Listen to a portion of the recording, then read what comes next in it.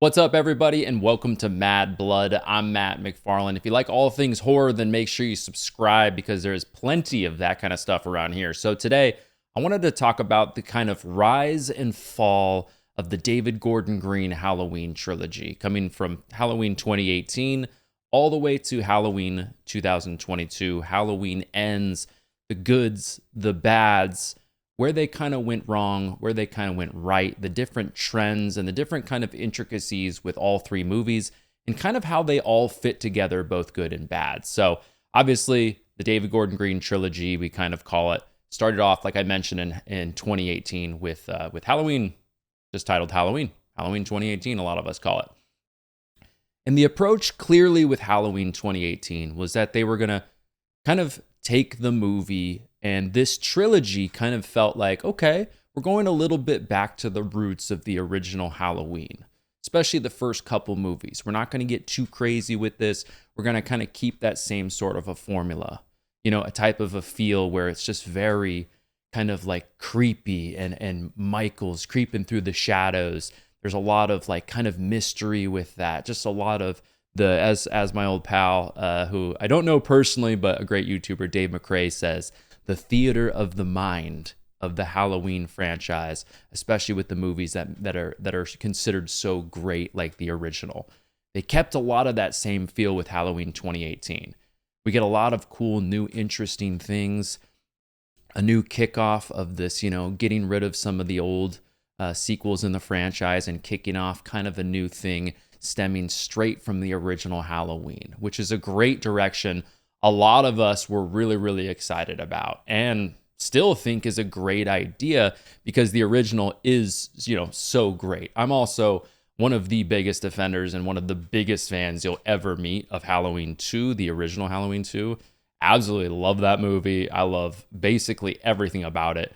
But still, the idea of taking a movie straight from the original Halloween and the after effects and what happened with Michael and those factors, I think is an amazing idea. So just going into Halloween 2018, I was like, okay, I'm ready for this. This sounds right up my alley. And I went to Halloween 2018 and I loved it. I really did. I personally really, really enjoy Halloween 2018, and still to this day, even after rewatching it and all these years later, which is kind of crazy. What is it? We're 5-6 years after it came out, which is nuts. But it's still one of my favorite Halloween movies in the franchise. And because the kills, the grittiness, the tone, the feel, I'm all for trying new things with Halloween, Friday the 13th, Elm Street, whatever franchise it might be. I'm down to try new things. But still, I go to Halloween movies usually for a certain vibe, a certain tone, and a certain feel. And I felt like Halloween 2018 did such a good job with that. The kills were so on point. The creepiness was great. The music was amazing. Where they ended the movie at Laurie's house, loved that. You've got cops in there who are, coming to the house, getting pecked off one by one. You've got the fire stuff going on. You've got the creepiness where Laurie's creeping around the house. Such great vibes, and it's one of the scarier movies in the franchise, in my opinion. I don't honestly get nightmares really ever, unless it's something where it's like, I don't know, a past like trauma I've had, or, like something crazy happening in high school or something like that, where you're like, oh shit, it's happening again. I forgot my homework. I don't usually get nightmares. I'm not really that type of person. I don't really get scared by movies very easily. But I remember a couple months back, right after watching Halloween 2018 again, I kind of got a little bit of a nightmare about the movie. I was thinking, like, in the nightmare, it was like Michael was stalking me. It was dark. I was in kind of an unknown place I kind of stumbled upon. And it was just creepy. And it just reminded me how good the creepiness is of Halloween 2018. So that's the first movie in the David Gordon Green trilogy, of course, right?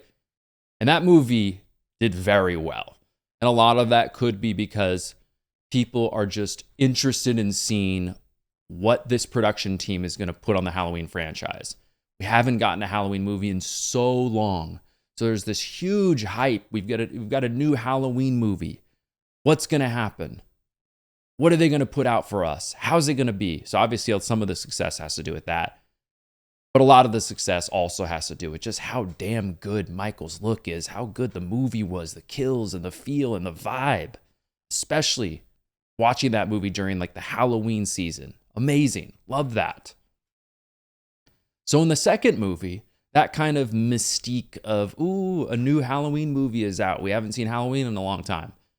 Kind of wore off a little bit because now it's a second movie. You know, Michael hasn't been away as long in our eyes, you know.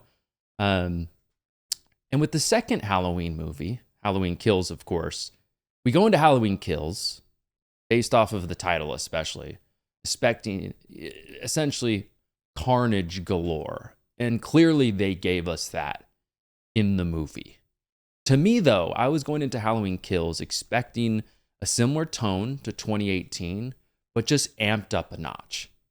Clearly inspired by Halloween 2.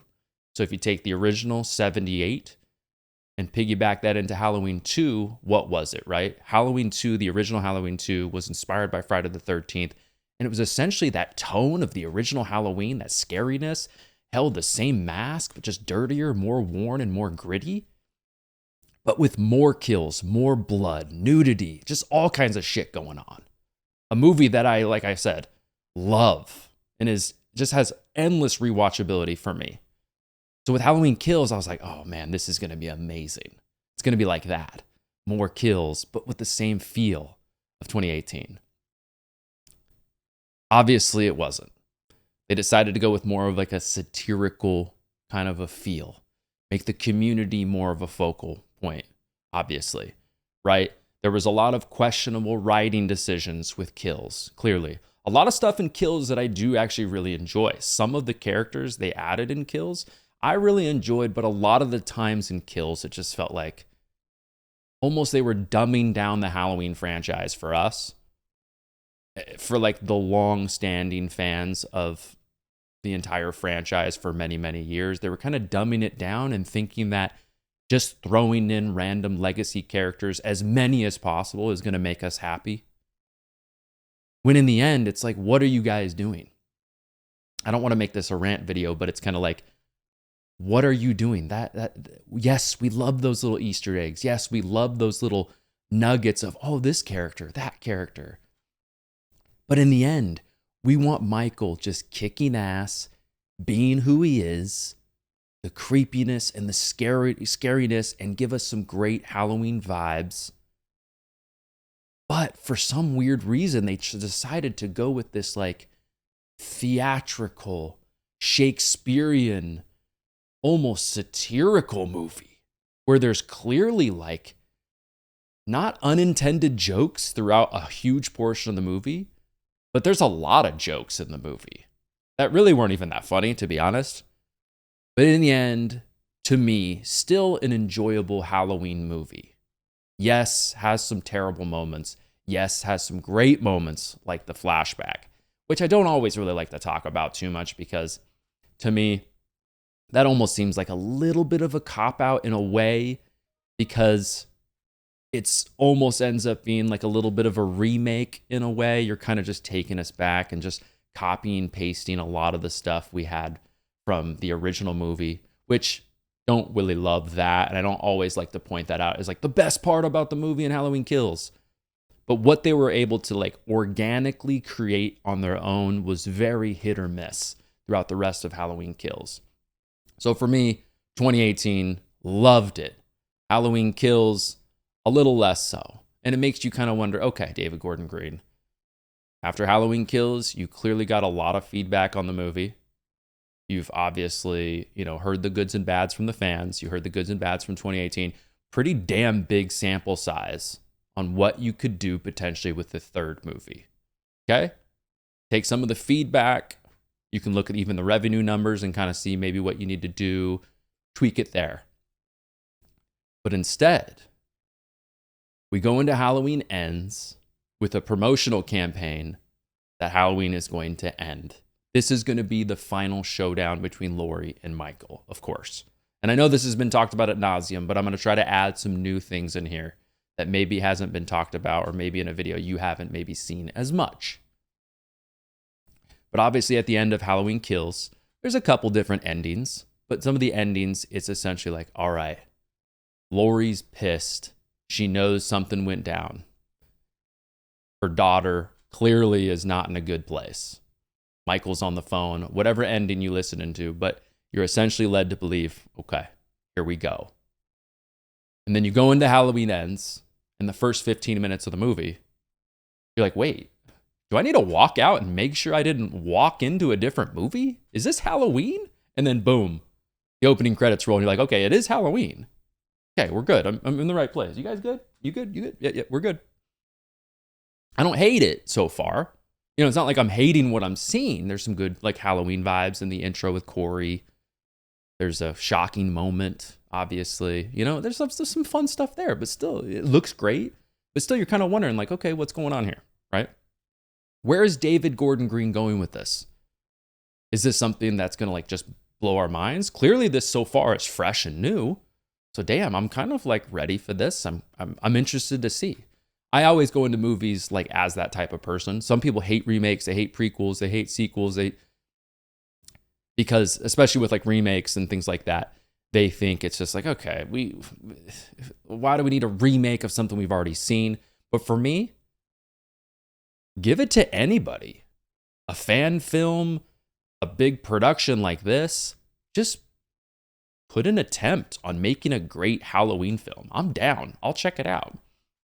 And with this, I was kind of thinking the same thing. I was like, okay, this is starting to feel like a little bit fresh. I'm interested in seeing what they're going to do with this. So we follow this Corey character, obviously. And, you know, I think Corey is a solid character. I'm enjoying the character so far. Do I really care about him? Not really, because he wasn't introduced earlier on in the trilogy. So right away, I'm kind of like, this is a little bit weird. We're also starting to get some weird characters thrown into, like the band kids. I'm not even going to talk about the bullying stuff with band kids, but they're kind of weird characters because they like one of them, especially one of them, has like a thick East Coast accent, and there's like 50 other people for some reason in Haddonfield with like these thick East Coast accents. I get it, people move, but still, that many. It's already starting to throw me off a little bit. You know what I mean? So weird choices there, but we get to see Laurie come and essentially like meet Corey. And I'm enjoying this. She's almost like mentoring Corey a little bit. She's like, come on, you can't like put up with their shit. Here, let's slash their tires, right? You know, we both have trauma. I know how this is. Like, you know, we'll get through this together. I'll kind of mentor you a little bit, you know? We're kind of getting that vibe a little bit there, but that doesn't really pan out either. And then, but the entire time we're kind of wondering, like, where's Michael, right? Where's Michael? What's going to happen with Michael? What's going on here? And I'm also like kind of I'm not putting the whole like Halloween 3 inspiration. Obviously with the intro, you get a little bit of that with the text and the font and stuff like that. But to me, I'm not really putting together the whole Halloween 3 inspiration kind of a thing so far, because I would have caught on to that faster if Halloween Kills was closer to Halloween 2, the original, because then I would have been like, okay, with 2018, they're going for the tone of 78. With Halloween Kills, they're going for the tone of part 2. And then with Halloween Ends, they're going with the tone and feel and like uniqueness of Halloween 3, which is what they ended up kind of going with in a way. It's almost like an anthology with a trickled in Michael Myers. But we're starting to see this weird ebb and flow of the David Gordon Green clusterfuck, right? The writing, it's, you know, obviously it's been talked about a lot, but it very much at this point is starting to feel, as I'm watching Halloween Ends, like, okay, clearly the, 2018 and Kills were pretty well thought out in some ways, but did they have enough material for a trilogy here? Because this seems weird. We're flashing way far into the future. Michael's living somewhere, living off of something. Nobody sees him. Like, what is even going on here, right? Clearly deficient on vitamin D at this point. But So it's an odd thing here. But then we get the junkyard scene, and I'm like, okay, this is great. Actually really, really loving this scene, enjoying that. But at the same time, you're like, okay, David, what's going on here? All right. And at the very end of Halloween Ends, we do finally get the Laurie and Michael showdown. Whether it's satisfying to you or whether it's satisfying to me, that's not really the point. We do actually end up getting that kind of bow tied at the end a little bit, right? And then obviously you get the final scene at the junkyard with Michael, that whole thing that goes down there too. So we do end up getting that, but a weird, convoluted way of going about that. This trilogy is such an interesting one in the franchise because 20 years from now, when I'm in my 50s and there's new Halloween movies, we're going to look back and just look at this trilogy as such it's kind of similar to the Rob Zombie stuff in a little bit of a way. It's going to like stand over here to the side. You watch these movies, you watch 78, Halloween 2, you watch this, that, and this and that, Halloween 4, Halloween 5, etc., etc., etc. You're going to watch Rob Zombies over here. You're going to watch the David Gordon Green stuff over here because it's just so different in a lot of ways. And there's some good things with that. I think there's some things in this trilogy that are going to age really, really well. I think just as a standalone movie, 2018 is going to be an amazing movie to watch alongside 78 back to back when you're kind of feeling in that mood to not watch the original Halloween 2 back to back. You could just do 2018. That is an amazing way to do it. So that's going to be something you have there. And I also think with Ends, there's going to be some things where people are going to really enjoy watching Ends because some of the things in Ends are going to age really well because some of the things where they cover trauma and Corey's character and some other factors with that, I think they do a really good job with. But overall, to wrap up this video, the entire David Gordon Green trilogy from 2018 to Halloween Ends was such a roller coaster ride, obviously. Full of, wait, this script probably got thrown away. They completely made up a new script, and this is not really connected. It's very disjointed, but I'm kind of enjoying the movies, but kind of not some of them. It's just a weird, convoluted trilogy, and trilogies are always very hard to be consistently good with throughout all three movies. Obviously, it's very hard to even make one goddamn good movie. But regardless, overall, I still enjoy the three movies in the trilogy, 2018 being my personal favorite, and then Kills and Ends are actually kind of neck and neck, but to me, way below 2018, just to me. But Kills and Ends does do some really, really good things, and also some really, really bad things in the movies. Kind of weird one, but yep, that is the ebb and flow, the ups and downs of the David Gordon Green Halloween trilogy from my perspective, from my eyes. Would love to hear down in the comments down below what your thoughts are on the David Gordon Green Halloween trilogy.